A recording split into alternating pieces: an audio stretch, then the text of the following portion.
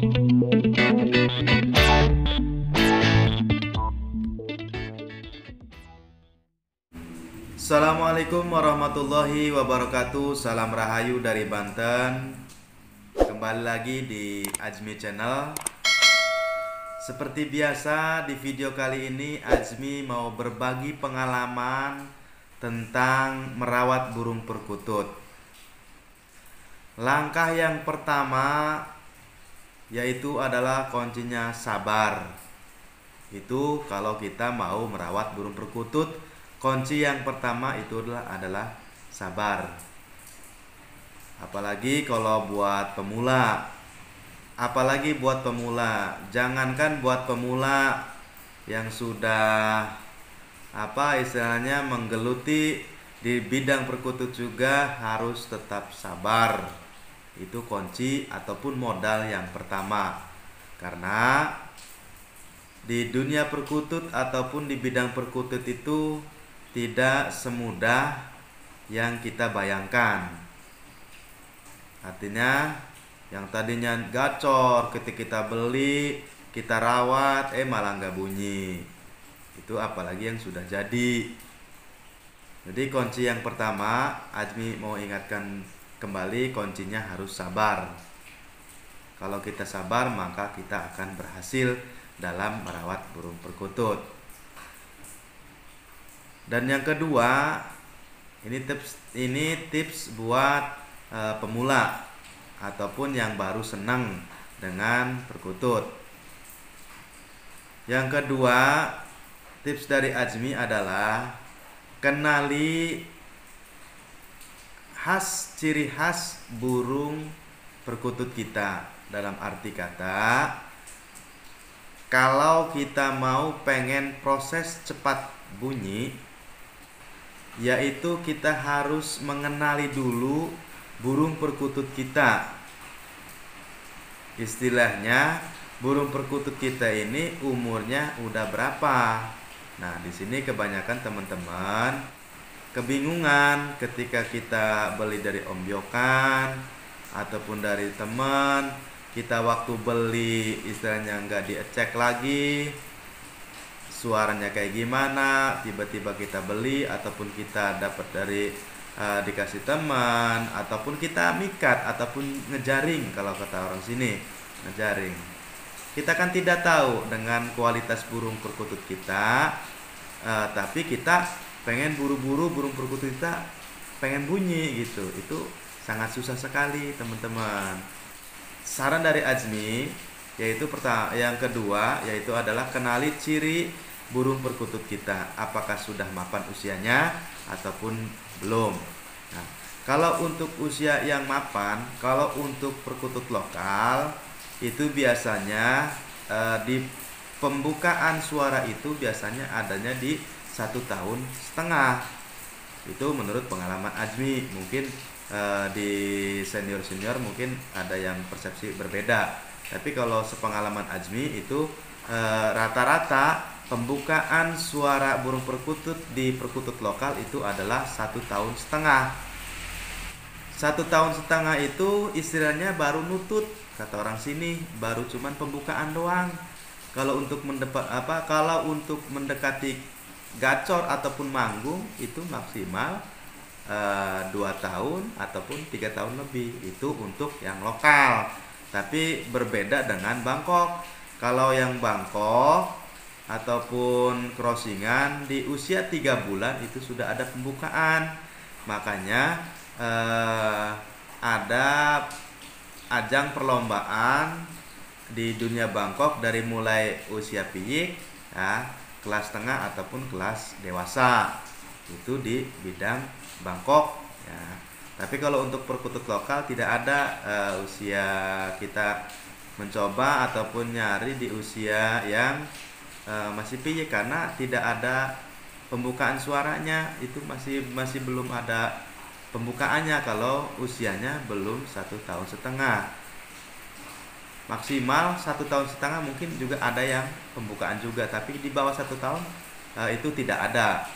Nah, makanya buat teman-teman yang pemula, ketika kita mau merawat burung perkutut, yang pertama itu sabar. Yang kedua, kita kenali dulu usia burung perkutut kita itu di usia meningkat berapa. Dan untuk mengetahui usia BP tersebut, yaitu admin sering ngasih saran kalau kita pengen tahu usia BP kita itu dimasuk di usia berapa, lihat dari sisiknya. Kalau kalau sisiknya itu masih semu kemerah-merahan, nah itu berarti usia BP kita itu masih di bawah 1 tahun. Kalau seumpamanya sudah meningkat ke 1,5 tahun ataupun 2 tahun, itu warna sisiknya akan berubah menjadi agak pekat kehitaman. Nah, jadi untuk menentukan usianya, admin sering lihatnya di sisik. Kalau yang kita belinya dari ombyokan ataupun kita habis mikat ataupun ngejaring, nah, itu dilihat dari sisiknya. Beda lagi kalau kita merawat burung perkutut kita dari baru netas, itu baru kita bisa ketahuan kan istilahnya usia BP kita meningkat usia ke berapa. Nah, itu yang kedua. Dan yang poin ketiga, kalau kita mau merawat burung perkutut, yaitu pertama kita harus sabar, yang kedua harus mengenali usia BP tersebut, dan yang untuk ketiga itu yang paling penting adalah perawatan. Menurut admin itu perawatan sangat penting sekali.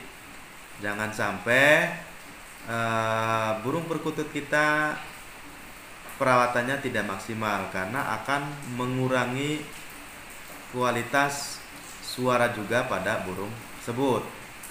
Contoh, pakannya kita sembarangan, terus minumnya kita jarang dibersihkan, itu akan merusak ke vital suaranya juga.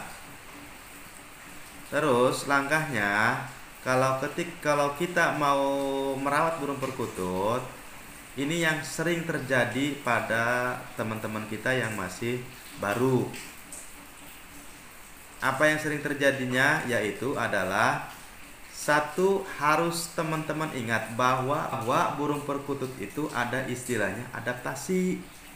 Nah, jadi jangan kaget kalau seumpamanya yang tadinya gacor kita pindahkan ke tempat yang lain ataupun kita pindah sangkar, habis itu burung perkutut itu jadi nggak mau bunyi. Itu jangan aneh teman-teman, itu karena dia tidak merasa nyaman ke tempat yang baru.